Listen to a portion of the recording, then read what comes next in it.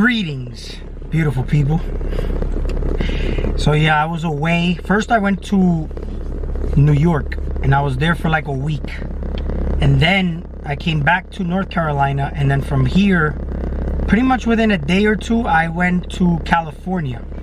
And I was there for just a bit over 2 weeks. And I'll tell you right now, I had the greatest time of my life, okay? Greatest time of my life.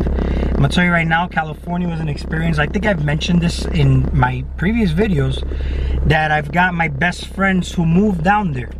They used to live in New York, and I've known them for almost 20 years, okay? And they became very, very, very, very rich. When I tell you rich, I'm not telling you just go to somebody's house and they've got, you know, a fucking brand new car and a big house. No, I'm talking about very rich. So I had the opportunity to experience this while I was there, but that's not why I went. I went to genuinely visit my friends. You get what I'm saying? But the perks that came with it were absolutely acceptable in my opinion. Now here's the thing. If you have Instagram, I mean, I've posted pretty much everything I've been doing on Instagram. So if you're not following me on Instagram, it's the Zigzag Effect. The Zigzag Effect. So I'll post it in the description of this video, and then you can see that I was basically riding in Lamborghini Aventadors, the Rolls-Royce Ghost, the Bentley, you know, the highest end Tesla. What was the other car? Oh, the Mercedes Maybach. That was a fucking spaceship and a half. I mean, it was amazing. And the Mercedes G-Wagon, the G63, which I actually love that car. Now, interesting things happened on this trip, okay? In this trip, I was experiencing this, and I went to see my friends, but we were basically doing things that I have never done in my life, and that was basically go to the highest end of places where there was lines, you know, around the block, and we didn't have to wait online just because we pulled up in a certain vehicle. Like, we pulled up in the Rolls-Royce Ghost, and when they saw that car, we pretty much didn't have to wait online. I mean, it's amazing how in that area, basically what you're driving or what you're wearing, what you look like, I mean, makes a huge difference. Now, I was there for a little bit over 2 weeks, and I started to feel extremely rich. You hear what I'm saying? I don't know, I found myself walking differently. I started to find myself speaking differently. I was talking to basically the CEO of the you know, the company, the stem cell, you know, the CEO of the stem cells, you know, whatever they got working on over there. And I saw how he expressed himself, his mannerism and whatnot, and I don't know, it was just something where you know, a realization came to me, and I was realizing that I'm observing God in all things, and I'm observing God experiencing itself in the most highest of forms here in this realm. Now, there's a lot of people that I spoke to, and they're like, oh, you know, but that's, you know, California is all about ego and the whole. I get it. I mean, I understand where you're coming from. I see what you're saying, but at the end of the day, God expresses itself in these ways in the highest form possible, and because everything's so religified, we look at these things and want to say that these things put them in a category that doesn't coincide with like your spirituality to some extent, right? And when I was there, I found myself acting a different way, and because I noticed, even just when you hear I heard actually the words in the background somewhere. I heard, "Here I am, Lord," and it was weird because that song was something that I heard growing up when I was in Catholic school, and you know, it's like the words go, "Here I am, Lord," and "Is it I, Lord? I have heard you calling in the night." Now, you hear these words, and then it says, "I will go, Lord, if you lead me." And then when I heard that, for some reason, when I said, here I am, Lord, it's not like I said I came to a place, because I'm not really in a place. I'm in a mental construct of some sort that I basically created and manifested in my life to be in at that specific moment in time. So when I heard, here I am, Lord, I'm looking around me, and it's basically what I am. I made that video on the reptilian shapeshifting, and you are the environment. The environment molds and shapes to you, right? But you have to be conducive to that environment. So when I found myself changing, and I found myself walking a different way, speaking a certain way, smiling in a certain way, expressing myself in a certain way, right? Basically, the way it was working was a harmonious relationship between the environment and what I am basically as the projector of that environment. That environment actually is me. But in order for that environment to be harmonious to me, I would have to be conducive to that environment. But then again, I also had this realization that I'm actually acting. Because you can hear people say, hey man, why are you acting that way? Why are you acting that way? But it wasn't like I was acting in a way that was fake. It was more or less like the environment that I was in influenced me to think differently, where stresses didn't exist and whatnot. Yet there was a lot of stresses that I observed from certain people there. And that's going to be another thing I'm going to talk about right now. Because I'm going to tell you right now, from the time that I got there to the time I left, I said, I don't know how people are stressed out being in an environment like this. It's like the most amazing thing you can actually experience in the world. However, it can get to a point where you eat up that energy. And once you eat up that energy, you get desensitized and reality kicks in. No different than when you're in a honeymoon effect, right? Where reality kicks in and the honeymoon effect is over. However, here's the thing. When you start to see these stresses from certain people, would be like the housewives and whatnot. They didn't feel fulfilled, yet the guy is giving them everything that they can possibly have in the material world. And I'm not talking about limited supply. I'm talking about limitless supply. I mean, where I was at, we had the coolest cars in all of Newport Coast, in like all the neighborhoods. But there were certain people who still weren't satisfied, right? Upon just basic observation. And why I say this, because you start to hear in this system that we're in, being the head of the household, right? What does that even mean, being the head of the household? Now, I saw this little clip from Jesse on Fire where he said there was a girl who basically, I forgot what the whole thing was, but he started criticizing one of the girls that were on stage. It was the wife of a famous person, and she was basically like grinding or dancing on him and whatnot, or whatever it may be. She was having a good time. But understand this, the woman is basically what you are, okay? The woman is showing you exactly what you are. But as head of the household, do you think that it's from this man-made construction that's fake as fuck, that you have to go out, make money, and provide for your family and give your wife everything that she wants, and that's being the proper head of the household? No. See, the head of, see, when I look at the word head of the household, right?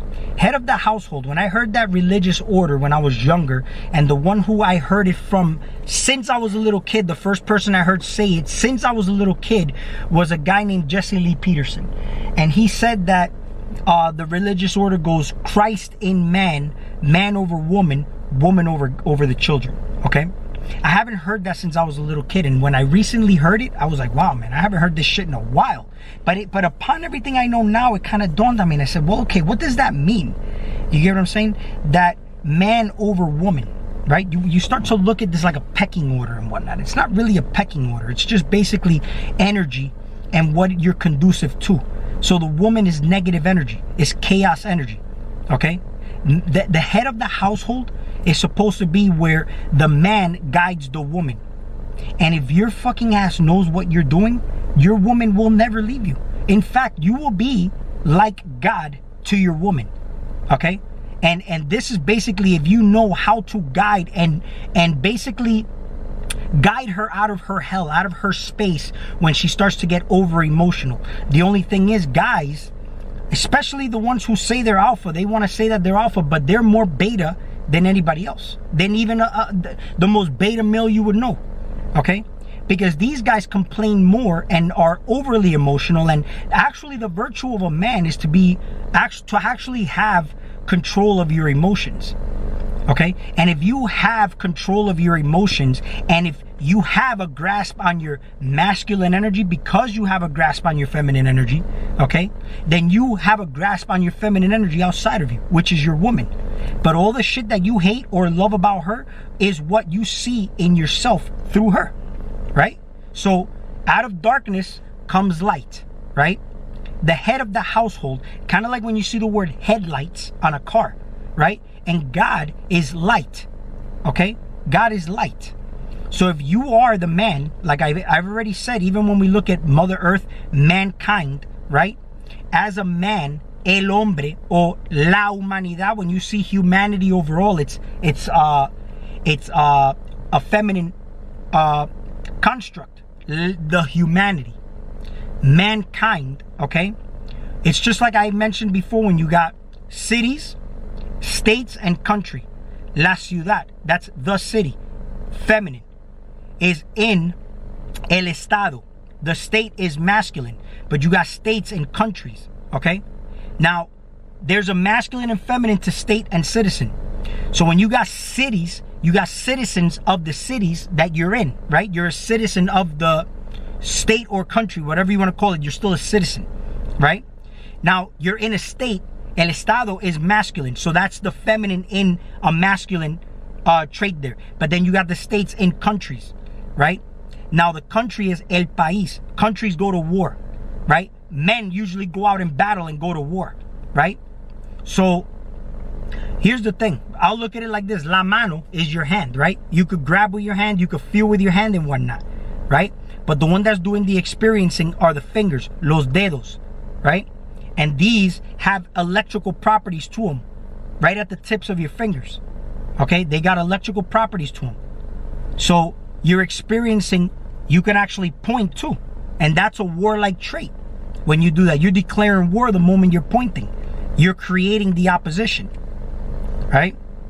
So why I'm mentioning all this is because the woman, right, shows you who you are. The same way I mentioned before, the iron-rich blood. If you got iron filings and you just throw them in the field, it's just scattered iron filings. But when you put the magnet there, it exposes the field, right? It exposes the field because, and my fingers are dirty, I was just gardening. I'm actually going to put up a video on a peach tree, by the way. And it exposes the field. So you see how they're both needed, right? But there's a structure. When you start to talk about, and I'm going to make another video on this, when it comes to religion and marriage and happiness with kids and all that type of stuff, I'm going to talk about all that, okay? But when you got that religious order, Christ in man, man over woman, right? The woman is always going to be negative energy. No matter what, she's always going to be that negative side of energy. Not to say that it's bad or good. It's just, that's what, it's conductivity.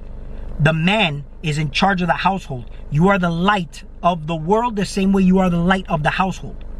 Okay? So you guide your woman when she's in a dark place. You show her the light. And when you're able to really do that, you will always have your woman by your side. Doesn't matter what it is. She's always going to be fulfilled. Okay? Because there's women who can be given the false light through luxury, right? That's how you get the measure of light, through lux. The false light, you can fill her up with all these riches and whatnot, and in the beginning it may be all peach and sweet, but after a while you get desensitized to that, and the real is what starts to come out, right? It's just like giving you drugs. You suppress the symptom, but the cause is still there. Eventually it's going to run rampant on you. If you've got skeletons in your closet, right, eventually they get big enough to the point that they want to come out, and they actually end up destroying your reality because you now lost control of them, because you made more important what's outside of you and what they think of your shadow aspect of yourself than you did. So you hid it in the closet. And the only reason that happens, that's inverted living. That's evil in a sense. Because when you look at it, if you're looking at the people outside of you more important than what you think, then that's inverted thinking. Now you're making these aspects of yourself stronger, where they could be hidden talents in those skeletons you got hidden in your closet. When in actuality, if you learn to integrate it, and the moment you accept it, believe it or not, the same way I mentioned the environment molds and shapes to you, because you truly accepted it and you learn to integrate it in your life and use it, right, to your benefit, everybody all of a sudden that you thought wouldn't accept it now accepts it, only because you accepted it first. So your world starts to mold and shape to you because you made the decision, right? It's just like I said, the reptilian shapeshifters, right? It's not, the world molds and shapes to you because the reptilian shape-shifting is your environment, is basically your reptile that you're observing in your reality, and it's molding and shaping to you. And I hope I'm making sense with everything I'm saying in this video. But as far as being head of the household, right? The light of the world, the same way, okay? The sun, when you observe and say what is actually the light of the world, is the sun, right? We look at this as the story that we created of Jesus Christ, right? And I'm a big believer in this frequency and current of Jesus Christ, which is a consciousness. But it's not something your ego can just say, I'm spiritual and I'm Christ-like and I'm God-like. No, you have to really genuinely have this realization. And when you do, it's very humbling. You get what I'm saying? It's very humbling. In actuality, man, when I was in California, I really enjoyed all of these luxuries and riches. I really, really enjoyed it. I really saw God expressing itself to the fullest in the physical form that we can observe as the light that we see right here. The same way you depend on the sun to grow crops for you and give you the riches that you would consider abundance when you see a bunch of fruit growing in your garden. But without the sun, you wouldn't have that. So without the money, without those luxuries that you see in this physical realm, you wouldn't be shit either. Because it's just something you can use. You use the sunlight, right? You don't block the sun. The sun even helps your body to produce hormones like, D3 and help your endocrine system for your testosterone, right? It helps B12 production in the body as well if you're eating a good diet. I'm gonna make another video on diet though. But the same way, you don't block abundance by looking at it and saying, oh, because I'm spiritual, it doesn't fit into my new religion of spirituality, because everybody religifies these things, and that's the problem. And some people are very, very, very close-minded. You get what I'm saying? And these people are very easily consumed. And I'm going to tell you why. Because let's say, for example, you know a little bit of information, right? And you can never think you know everything, because how do you know what you're saying is even true? In actuality, there's people who demonize others for saying that they're stupid, but only because it doesn't coincide with the ideas that you have of what you think is right information, right? So I don't point fingers at religious people in particular, because there are certain people I've met that I know are extremely powerful, and they've humbled me. And I say to myself, you know what, man? I see a new light to things, right? But I'm not somebody who gets indoctrinated into it. However, the way they teach you things is backwards. But if you're knowing how to use it in a way where you can kind of look and flip it around and see it for what it is, rather than how they're presenting it to you, or basically even dismantle it, then you can start using these things to your advantage. Whether it's the religious system, because you don't have to have a religion. You get what I'm saying? You just have to have common sense in a way. But when it comes down to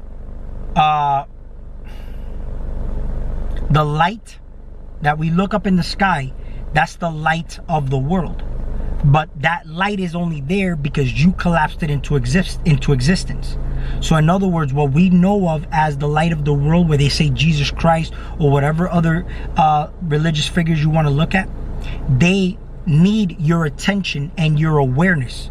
Because if you didn't put any attention to it, or if you had no awareness of it, would they even exist? But then we ask, what if you never knew of a deity but somebody put you onto it? Does that mean that deity never existed? Huh?